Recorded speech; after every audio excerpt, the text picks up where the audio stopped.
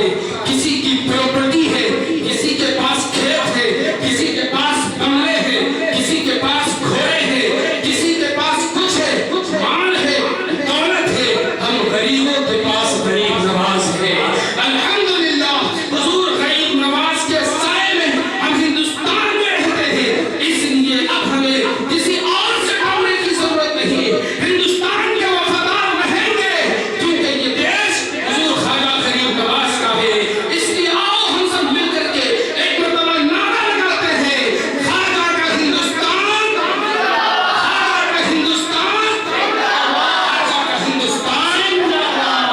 الحمدللہ یہاں پہ ہمارے مدرسہ غوث الورا کے چھوٹے چھوٹے بچے بھی آئے ہوئے ہیں، جن کو ہم تھوڑی وضاحت کے ساتھ آرام سے لب و لہجے میں کچھ تاریخی بات بتانا چاہتے ہیں تاکہ یہ جان لے کہ آج ہم 26 جنوری کیوں مناتے ہیں۔ تو یاد رکھیں پیارے بچوں اور نوجوانوں، ہمارا ملک 250 سال تک انگریزوں کا غلام رہا۔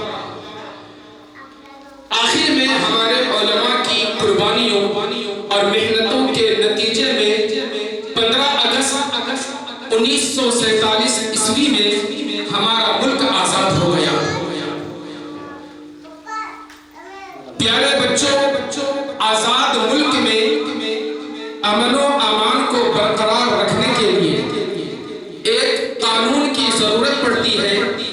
اس لیے آزادی کے بعد سب سے بڑا مسئلہ یہ تھا کہ پیارے ملک میں کون سا قانون رہے جس کو ہندو، مسلم، سکھ، عیسائی اور باقی سارے مذہب کے لوگ مان کر ہندوستان میں رہیں۔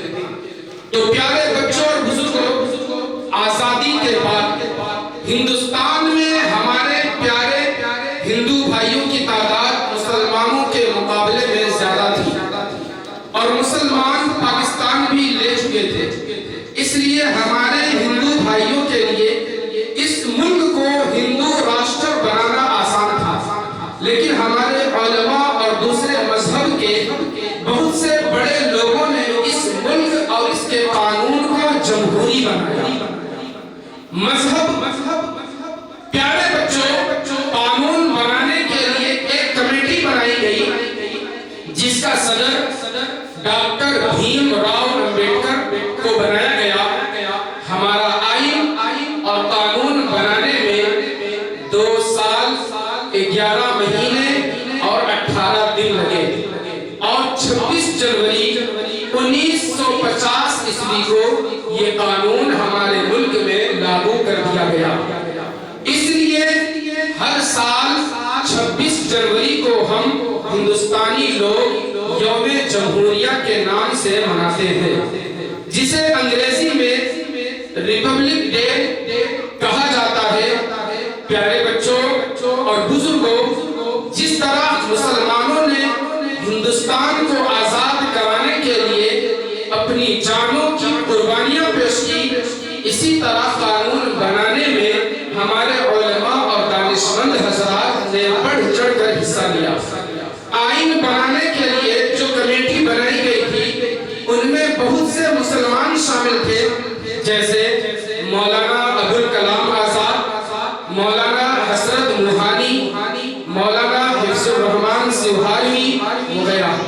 قانون بنانے والی کمیٹی میں تقریباً 35 مسلمان شامل تھے۔ پیارے بچوں، پوری دنیا میں ہمارا ملک سب سے بڑا جمہوری ملک ہے اور ہمارا آئین بھی سب سے بڑا آئین ہے۔ اب یاد رکھیں جمہوری کیا چیز ہے؟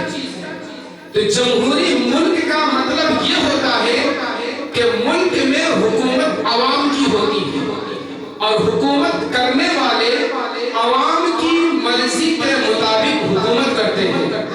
ہمارا آئین اس ملک میں رہنے والے ہر آدمی کو یہاں رہنے اور اپنے مذہب پر عمل کرنے کی پوری آزادی دیتا ہے۔ ہمارا آئین کہتا ہے، ہمارا قانون کہتا ہے کہ یہاں ہندو، مسلم، سکھ اور عیسائی سب برابر کے شہری ہیں، کوئی کسی سے بڑا یا چھوٹا نہیں۔ یوم جمہوریہ کے موقع پر میں اپنی بات کو یہاں ختم رب العالمین. السلام علیکم.